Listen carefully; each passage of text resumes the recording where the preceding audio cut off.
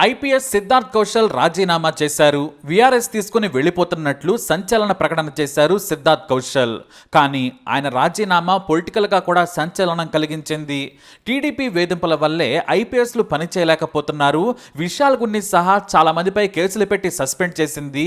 మరికొంతమందికి ఏకంగా పోస్టింగ్లు ఇవ్వలేదు. ఇంకొంతమందికి అగౌరవమైన పోస్టింగ్లు ఇచ్చి అవమానపరుస్తోంది.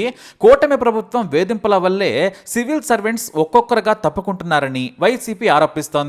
కానీ సిద్ధార్థ్ కౌశల్ మాత్రం నా రాజీనామా వ్యక్తిగత కారణాల వల్ల మాత్రమే చేశాను. ఇందులో ఎలాంటి ఒత్తిడులు లేవు. ఏపీలో పనిచేయటం నా అదృష్టం. ఎన్నో గొప్ప అనుభూతులున్నాయి. 13 ఏళ్ల నా సర్వీస్ చాలా గొప్పగా సాగింది. ప్రజాసేవ చేస్తూ ఎన్నో నేర్చుకున్నానని చెప్పారు సిద్ధార్థ్.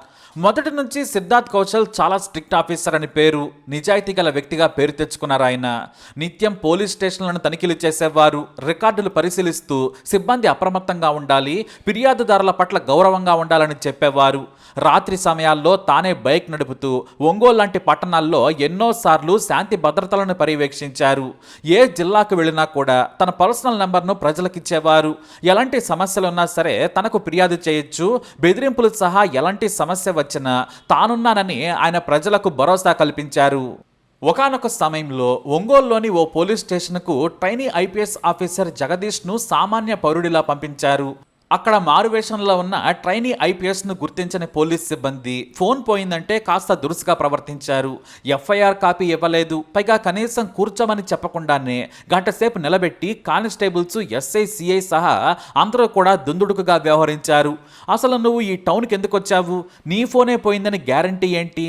సీసీ కెమెరాలు పరిశీలించి సాయంత్రం చెబుతామని చెప్పి పంపించేశారు. కానీ తమ స్టేషన్కి వచ్చిన ఆ యువకుడు ఒక ఐపీఎస్ అని తెలిసి ఆ తర్వాత వారంతా వణికిపోయారు.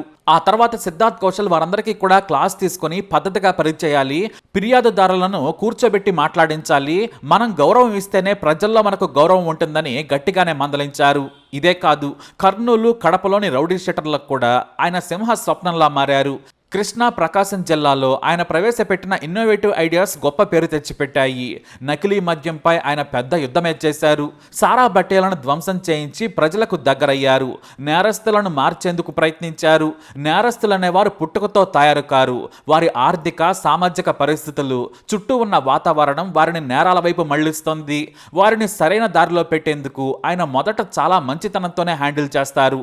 వినకపోతేనే తనలోని పోలీసును చూపిస్తారనే పేరు తెచ్చుకున్నారు. ఎంతటి పేరు తెచ్చుకున్న ఆయన ఐపీఎస్ సాధించేందుకు ఎంతో కష్టపడ్డారు. సిద్ధార్థ్ కౌశల్ పుట్టింది హిమాచల్ ప్రదేశ్లో. తల్లిదండ్రులు సికింద్రాబాద్లోనే ఉండేవారు. అయితే ఢిల్లీకి మారిన తర్వాత సెయింట్ స్టీఫెన్ కాలేజ్లో బీఎస్సీ చదివారు. డిగ్రీని 2007లోనే పూర్తి చేశారు. ఆ తర్వాత ఫ్రాన్స్లో ఎంబీఏ చదివారు. మొదటి నుంచి సిద్ధార్థ్ కౌశల్కు బిజినెస్ అడ్మినిస్ట్రేషన్ ఇష్టం. ఆ తర్వాత ఐఐఎం ఇండోర్లో పీజీ డిప్లొమా పూర్తి చేశారు. మొదటి నుంచి చదువులో టాపర్గా ఉన్న సిద్ధార్థ్కు సివిల్ సర్వీసెస్ మీద ఆసక్తి పెరిగింది. అంతకు ముందే మొదట జాన్సన్ అండ్ జాన్సన్స్లో పనిచేశారు. ఏడాది పాటు ఇండియన్ రైల్వే ట్రాఫిక్ సర్వీస్లో కూడా పనిచేశారు. ఇక లైఫ్ సెట్ అయిపోయిందనుకున్నారు ఆయన. రైల్వేస్లో మంచి జాబ్ దొరికింది. కానీ ఆయన సడన్గా కలెక్టర్ కావాలనుకున్నారు. ఐఏఎస్ లేదా ఐపీఎస్ మీద చాలా ఆసక్తి పెంచుకున్నారు. 2012లో ఐపీఎస్ సాధించారు. ఏపీ కేడర్కు ఎంపికైన సిద్ధార్థ్ కౌశల్ ట్రైనీ ఐపీఎస్గా ఉన్నప్పటి నుంచి ఎంతో మంచి పేరు తెచ్చుకున్నారు. మహిళల భద్రతకు ఆయన అధిక ప్రాధాన్యం ఇచ్చారు. రౌడీలకు వణుకు పుట్టించారు. నకిలీ మద్యం నుంచి రౌడీ షెటర్లను ఏరివేసే వరకు ఆయన ఊరుకునేదే లేదు. ఏ జిల్లాలో పనిచేసినా సరే కింది స్థాయి సిబ్బంది నిత్యం అలర్ట్గా ఉండేవారు. అంతలా ఆయన పనిచేశారు. ఆయన సిన్సియారిటీకి, పనితనానికి విక్కీ బెస్ట్ పోలీసింగ్ అవార్డుతో పాటు బెస్ట్ ఎలక్టోరల్ ప్రాక్టీసెస్ అవార్డులను కూడా అందుకున్నారు. Technology adoption, national policing mission సర్వీసెస్లో ఆరితేరారు సిద్ధార్థ్ కౌశల్. సైబర్ సెక్యూరిటీకి ఎక్కువగా ప్రాధాన్యత ఇచ్చేవారు. ఏ జిల్లాలో పనిచేసినా తనదైన పనితనం చూపించేవారు. నేరాలు ఎప్పుడు ఉంటాయి, పోలీసింగ్ కూడా నిత్యం చేయాల్సిందే. కింది స్థాయి కానిస్టేబుల్ నుంచి ఉన్నతాధికారుల వరకు టీమ్గా పనిచేస్తేనే నేరాలు తగ్గుతాయి, శాంతి భద్రతలు బాగుంటాయి. అప్పుడే మహిళా భద్రత కూడా మెరుగవుతుందని నమ్ముతారు ఆయన. ఇంత పేరు తెచ్చుకుంటున్న సిద్ధార్థ్ సడన్గా ఆయన స్వచ్ఛంద ఉద్యోగ విరమణ చేశారు. ఈ రాజీనామా ఏపీ రాజకీయాల్లో పోలీస్ డిపార్ట్మెంట్లో ఒక్కసారిగా చర్చనీయాంశంగా మారింది. ఒక వర్గం మాత్రం ఆయన రెడ్ బుక్ పాలనలో నాయకుల వేధింపుల వల్లే రాజీనామా చేశారనే వ్యాఖ్యలు వినిపించాయి. వైసీపీ నేతలైతే ఏకంగా సిద్ధార్థను బెదిరించారు, వ్యక్తిగత కారణాల వల్లే రాజీనామా చేశానని చెప్పించాలని బెదిరించారనే ఆరోపణలు కూడా చేశారు. కానీ సిద్ధార్థ్ కౌశల్ మాత్రం ఈ ఆరోపణలను కొట్టిపారేశారు. నేను చాలా ఆలోచించి నిర్ణయం తీసుకున్నాను, కుటుంబ సభ్యుల అభిప్రాయాలు తీసుకున్న తర్వాతే ఉద్యోగానికి రాజీనామా చేస్తున్నాను. ఇది వ్యక్తిగత కారణాలతో తీసుకున్న నిర్ణయం మాత్రమే. ఐపీఎస్గా పనిచేయటం నా జీవితంలో మరిచిపోనిద్ది. ప్రజాసేవ చేయటం, అది కూడా ఏపీలో నేను ఐపీఎస్గా పనిచేయటం గొప్ప గౌరవాన్ని కలిగించింది. ఇక్కడ ప్రజల సేవ నేను మరిచిపోను. ఇది నా సొంత రాష్ట్రం. ఈ ప్రేమను ఎప్పటికీ గుర్తుంచుకుంటాను.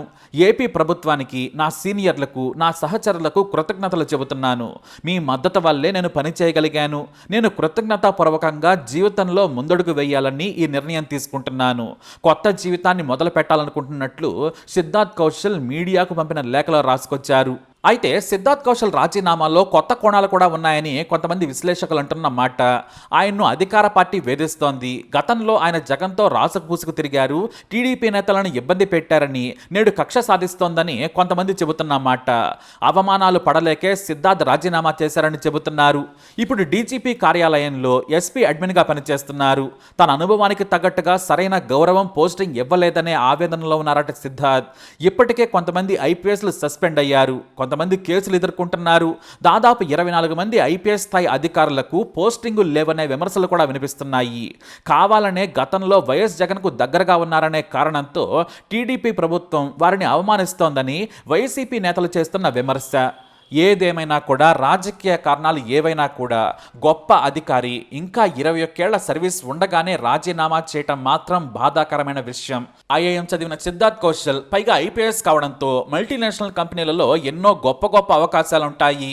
ఓ మల్టీనేషనల్ కార్పొరేట్లో ఉన్నత స్థాయి పోస్టు రావడంతో ఆయన తన కెరీర్ను ఉన్నతంగా తీర్చిదిద్దేందుకు వీఆర్ఎస్ తీసుకున్నారనే టాక్ కూడా వినిపిస్తుంది. ఇక ఆయన వీఆర్ఎస్ ఆమోదం పొందితే ఢిల్లీకే వెళ్ళిపోనున్నారు. మరి సిద్ధార్థ్ కౌశల్ ఎక్కడికి వెళ్ళిపోయినా సరే ఆయన్ను ప్రకాశం, కృష్ణా, కర్నూలు, కడప జిల్లాల ప్రజలు మాత్రం ఎప్పటికీ గుర్తుంచుకుంటారు అనడంలో ఎలాంటి సందేహం లేదు. మరి ఐపీఎస్ సిద్ధార్థ్ కౌశల్పై మీ అభిప్రాయాన్ని కమెంట్ ద్వారా తెలియజేయండి.